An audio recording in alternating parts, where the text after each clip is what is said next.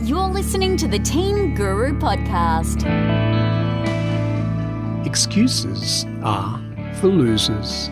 You're trying to get into a new morning exercise routine. You set the alarm the night before. Your intentions are pure.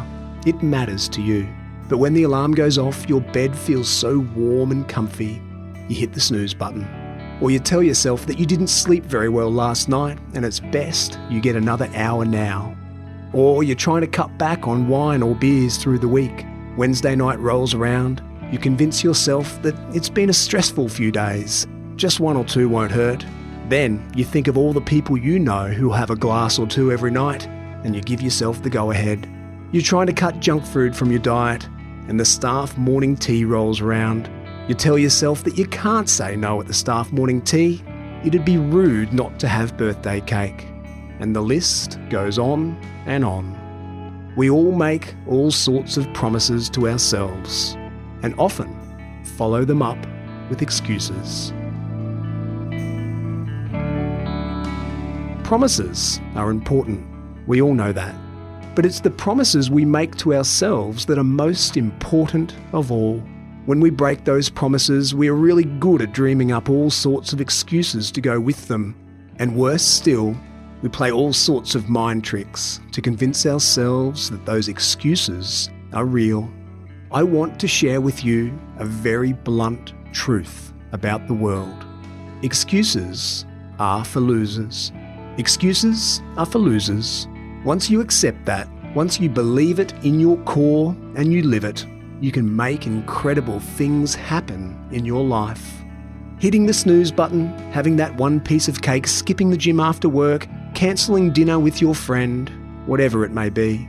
Too often, when it comes to exercise, the food we put in our mouth, the way we work, the way we maintain our relationships, we exchange short-term satisfaction for long-term fulfillment.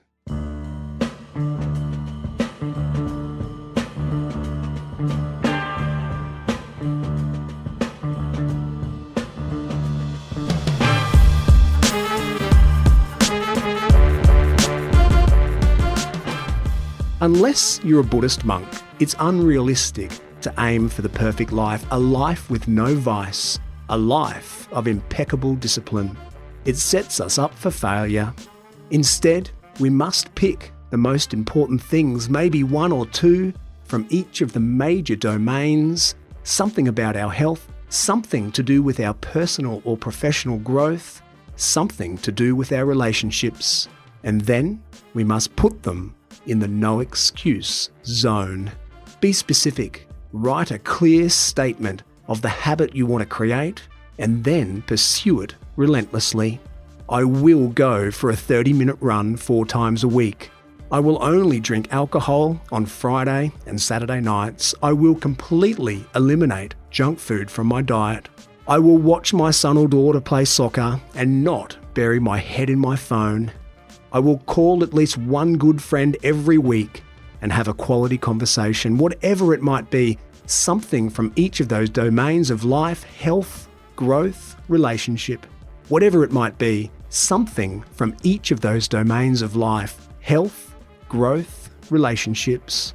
Hone in on one tangible behaviour, a clear habit that you want to establish and put it in the excuse-free zone.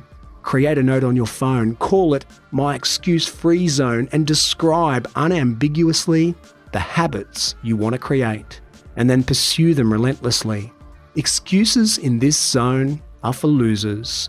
When we make excuses for the things that are important to us, we lose respect for ourselves and we lose the opportunity for long-term fulfillment. Without the clarity of a clear statement and an excuse-free zone, without this focus on the things that matter, we fool ourselves into believing that everything is important. And then, under the burden of life, excuses become a habit. And suddenly, nothing is important.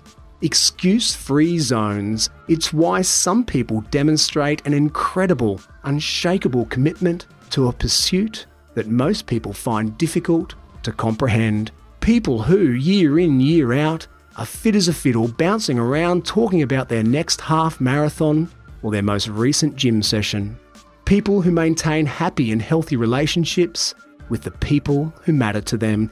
People who continue to learn new things and develop new skills. For them, it's an excuse-free zone. And unless you create those excuse-free zones, the thing you want in your life will remain vague notions. You'll struggle to get started, or you'll struggle to bed it down as a habit. You'll exercise in fits and bursts, hitting the real or the proverbial snooze button. You'll let yourself off the hook and lose a bit more self-respect. But not everything can lie within an excuse-free zone. That's too much pressure, too demanding on ourselves, and it sets us up for failure. That's why the process of finding the important things is so important. Back in episode 66, I spoke to Nick Barnett and Rodney Howard about purpose. Rodney described the importance of finding our yearning. You know, the most superficial thing that we can see is the way that we behave. You know, that's our physical domain. And if we go a level deeper in our human experience, then we go to the level of our psychological space, our mental energy, the way that we think, the way that we perceive our attitudinal frame. And if we go another level deeper, we get into our emotional space, which is where all of our decisions are made. And it's also where our values connect. And if we go right to the very core of what makes us as people, we're into that spiritual domain. So we've got our body, we've got our mind, we've got our emotions and our feelings, and we've got our spiritual essence.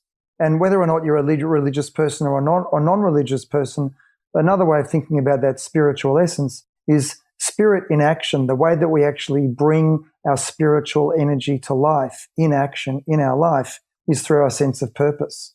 And it's part of the reason why purpose is such a deep, central yearning for us as people. We can see how we move and we can see our physicality and we do our exercise and our yoga and so on. We can start to gain a sense of what are our thoughts, what are our belief systems, what's going on in our attitudinal frame and our mindset, and we can start to gain some choices around how we think and how we look at the world around us. We can start to get a sense of our emotional arena through our values set. You know, what's important to us? What do we prioritize? What do we really want to live and die for in terms of the things that are important for us? And then at a very central core, what is it that actually defines us in terms of contribution we want to make to the world around us, ultimately to help make this world a better place? And how does that involve us at a deeply spiritual level and give us a sense of meaning? And that's what we yearn for as people.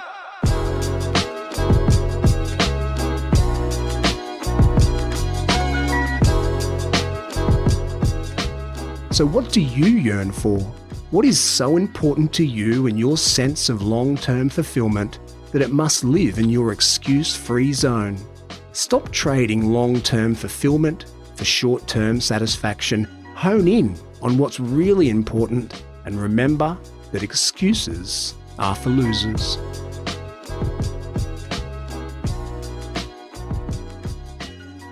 I hope you enjoyed this bite-sized portion of the Team Guru podcast. We'll be back next week with an interview episode. I'm David Frizzell for Team Guru. Bye for now.